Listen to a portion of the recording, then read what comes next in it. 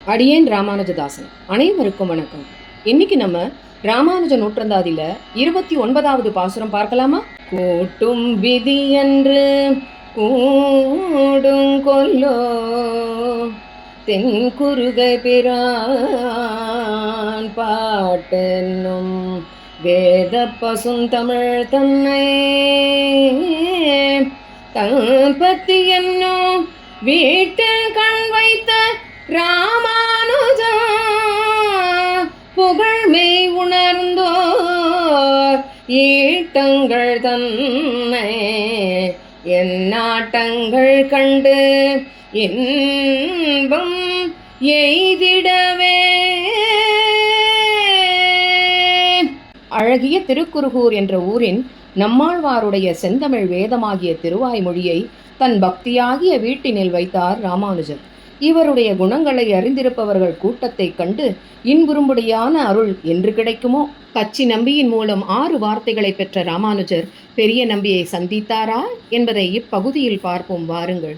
வரதன், நானே பரதத்துவம், ஜீவாத்மா பரமாத்மாவிற்கு பேதம் உண்டு, என்னையே உபாயமாக சரணமாக பற்று, அந்திம காலத்தில் என் நினைவு வரவில்லை எனில் பாவமில்லை, சரணமடைந்த அப்பிறவியிலேயே முக்தி, பெரிய நம்பியை பற்று. இந்த 6 வார்த்தைகளையும் பெற்றுக்கொண்ட ராமானுஜரை கச்சி நம்பி, ராமானுஜா, வரதன் சொன்னது போல் நீ பெரிய நம்பியை பற்று என்று சொல்ல ராமானுஜரும் திருவரங்கம் புறப்பட்டார். அதே சமயம் இங்கே திருவரங்கத்தில் ஆளவந்தாரின் பிரிவால் ஏற்பட்ட சோகத்திலிருந்து மீள முடியாத வைணவர்கள் அனைவரும் ஒன்று கூடி இருக்க, அப்போது பெரிய நம்பி ஆளவந்தார் நமக்கு காட்டிய வழியில் செல்வதே நமக்கு நன்மை அளிக்கும், நாம் அனைவரும் எந்த காரணம் கொண்டும் பிரியக்கூடாது, ஒற்றுமை இதுவே வைணவத்தின் ஆணிவேராக எப்பொழுதும் இருக்க வேண்டும். இந்நேரம் நம் ஆச்சாரியன் அந்த பரமபதநாதனின் திருவடியை அடைந்திருப்பார் என்று சொல்ல, கூடியிருந்த வைணவர்கள் பெரிய நம்பியே, தாங்கள் கூறுவது முற்றிலும் உண்மையே, ஆனால் எத்தனை நாட்களுக்கு நாம் நம்மை வழி நடத்தக்கூடிய ஆச்சாரியன் யாருமென்று இருப்பது, இந்நிலை எத்தனை காலம் நீடித்திருக்கும் என்று வருத்தம் கொள்ள பெரிய நம்பிகள் சொன்னார், அன்று நம் ஆளவந்தாரை இந்த தலைமைக்கு கொண்டு வர மணக்கால் நம்பி எவ்வளவு கஷ்டப்பட்டிருப்பார். நமக்கு இப்போது யார் அந்த இடத்திற்கு வரக்கூடியவர் என்பதை, இவன் முதல்வன் என்பதை என்றோ நம்மாழ்வார் காட்டியதை நமக்கு காட்டி கொடுத்து சென்றுள்ளார் நம் ஆச்சாரியன்.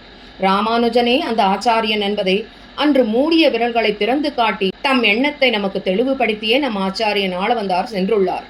ராமானுஜன் அந்த ஆச்சாரிய பீடத்தில் அமர அச்சப்படுவதும் உத்தமமானதுதான் என்று சொல்ல, வைணவர்கள் அனைவரும் பெரிய நம்பியே, இந்த பீடம் இப்படியே வெகு நாட்களுக்கு இருக்கக்கூடாது, அன்று மணக்கால் நம்பி ஆளவந்தாரை கொண்டு வந்தது போல் இன்று நீரே நம் ராமானுஜனை இங்கே அழைத்து வர வேண்டும், அது உம்மால் மட்டுமே முடியும் என்று சொல்ல, பெரிய நம்பியும் ஆம், அடியேன் இப்பொழுதே புறப்படுகிறேன் என்று சொல்லி காஞ்சிக்கு புறப்பட்டார்.